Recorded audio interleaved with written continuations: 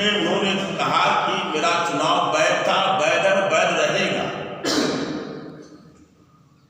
तो वो संशोधन को हिटलर शाही आप बना देंगे, तब ये तो मतलब बहुत बड़ी चीज है। लोकतंत्र हुआ नहीं, ये तो मतलब हो गया, मतलब इतना सा अराजकता और अशांति की बात हो गई।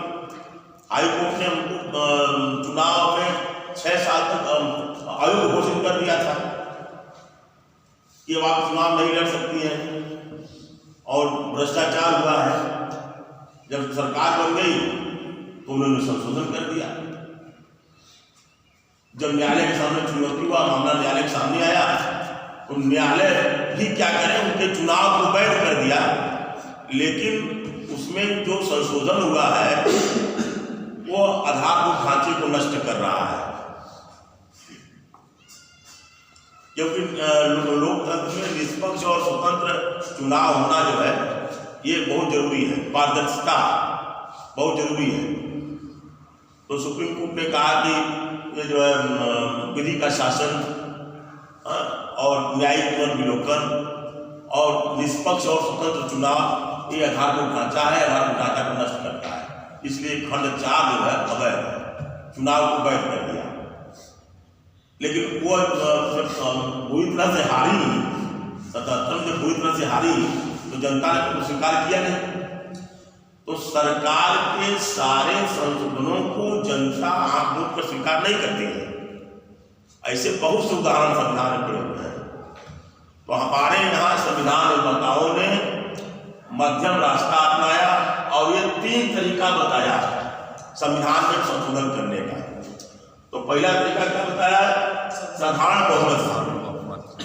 अब साधारण बहुमत का मतलब यह है कि देखिए अनुच्छेद 4, 169, 239A, साधारण बहुमत से हो जाएगा। मतलब कि अनुसूची अनुच्छेद 4 में यदि राज्य जो है ये सीमा बढ़ाना हो या वर्तमान राज्य का नाम बदलना हो, क्षेत्र और सीमा में परिवर्तन करना हो, तो बस 2/3 बहुमत पर्याप्त है। लोकसभा में क्या 2/3 बहुमत पास हो गया, विधेयक पास हो गया, कोई दिक्कत नहीं। 169 है विधान परिषद में से संबंधित है। कोई आपको विधान परिषद में नया विधान परिषद बनाना है या उसमें कुछ संशोधन करना है, उसके संदर्भ में है। और 239A है संघ राज क्षेत्रों से संबंधित, जैसे दिल्ली है, पांडिचेरी है, जो संघ राज क्षेत्र है उनमें संशोधन करना हो तो भी साधारण बहुमत से पास हो जाएगा। ठीक। अब विशेष बहुमत का मतलब जो 1 और 3 में न हो, जो 1 और 3 में न हो विशेष बहुमत से पास हो जाएगा। विशेष बहुमत का मतलब होता है कि संपूर्ण सदस्यों की संख्या का बहुमत और प्लस मतदान में भाग लेने वाले सदस्यों का 2/3 बहुमत से एक कानून पास हो जाएगा। राष्ट्रपति कानून को अनुच्छेद 111 में लौटा भी सकता है, इसको लौटा भी सकता है विशेष बहुमत साधारण बहुमत, लेकिन इसमें लौटा नहीं सकता, राष्ट्रपति साइन करने के लिए बाध्य है। ये अंतर है। वही विशेष बहुमत यदि उपस्थित जो संख्या है वह संख्या 50 के ऊपर, मान लीजिए आधा 200 है तो 100, और जो मतदान में भाग ले रहे हैं 2/3 हो, उससे पास हो गया तो कानून राष्ट्रपति हस्ताक्षर कर देना चाहिए। वो वापस भी कर सकता है पुनः विचार के लिए। लेकिन यह जो विशेष बहुमत और आधे राज्यों का अनुसमर्थन की बात कही गई है, इसमें राष्ट्रपति साइन करने के लिए बाध्य है, लौटा नहीं सकता है। ये संवैधानिक ढांचे से संबंधित मामले हैं, संघीय ढांचे से संबंधित मामले हैं। जैसे राष्ट्रपति का चुनाव निर्वाचन है 54 और 55 अनुच्छेद है के द्वारा 368 में संशोधन किया जा सकता है। समझ में आ नहीं आ रहा है? अनुच्छेद राष्ट्रपति का निर्वाचन है तो अनुच्छेद 54 और 55 में संशोधन हो सकता है। और संघ एवं राज्यों के कार्यपालिकी शक्ति का विस्तार ये अनुच्छेद 73 162 है कि किसका सीमा क्या होगा, इसमें संशोधन हो। संघ तथा राज्यों की न्यायपालिका 124 143 ये जो है न्यायपालिका में संशोधन यदि करना हो तो इस मामले में राष्ट्रपति जो है संशोधन विधेयक पर साइन करने के लिए बाध्य है, उसको साइन करना पड़ेगा, लौटा नहीं सकता है।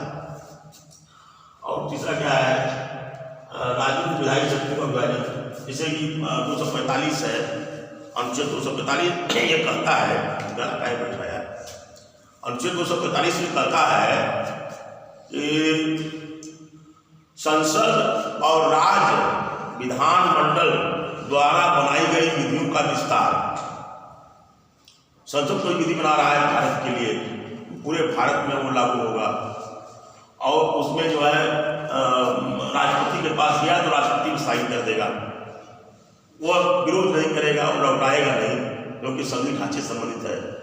राज्य जो है यदि अपना सीमा बढ़ा रहा है, घटा रहा है, या राज्य कोई कानून बना रहा है, पूरे भारत में जितने राज्य हैं वो उनकी विधायी शक्तियों का विभाजन जो है, जैसे कावेरी जल विवाद हुआ था ना तमिलनाडु से और कर्नाटक से, तो इस टाइप का यदि कोई विवाद है, कोई बात है तो कानून जो है ये पार्लियामेंट बना सकती है।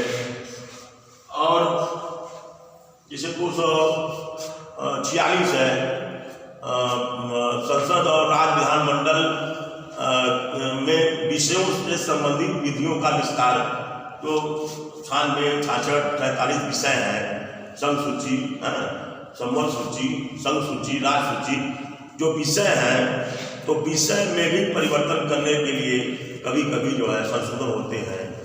जैसे वन था, राज्य का विषय था पहले, तो वन को जो है संवर्ण सूची में डाला गया, तो ये जो है पार्लियामेंट संशोधन कर सकती है। ये सब फेडरल ढांचे से संबंधित मामले हैं, इनमें जो है आधे राज्यों का समर्थन चाहिए और मतदान में पूरी संख्या का बहुमत, 2/3 बहुमत और आधे राज्यों का अनुसमर्थन चाहिए। और अब जैसे आपका वो है असंगतता के सिद्धांत जो सुमन पढ़े हैं, तो उसमें जब कोई राज्य विधि बना रही है, उसके बाद केंद्र भी कोई विधि बना रहा है, तो किसका विधि विषय एक ही है, शिक्षा विषय बना रहा है, तो शिक्षा पर राज्य बना सकता है, केंद्र भी बना सकता है, लेकिन किसका लागू होगा, केंद्र का लागू होगा। और खंड 2 में कहा गया यदि मान लीजिए राज्य जो है पहले विधि बना दिया है, उस विषय पर राष्ट्रपति का हस्ताक्षर भी हो गया है, तो उसमें क्या होगा, राज्य का होगा। जैसे सर उसमें पहले कभी लटका आ रहा था जीएसटी वाला जो कांग्रेस में लटका आ रहा था, हाँ, मोदी जी की बहुत सरकार आई तो इसमें विशेष बहुमत से आधे राज्यों में समर्थन मिल गया, जीएसटी लागू किया पूरे इंडिया में। हाँ, लागू किया, यही बात है। और यदि जो है 254 खंड 3 क्या कहता है कि यदि केंद्र सरकार, क्योंकि हमारा संविधान केंद्र को मजबूती प्रदान किया गया है, देता है अधिकार, फिर भी यदि राज्य पहले कानून बना लिया है उस विषय पर और केंद्र बाद में बनाती है,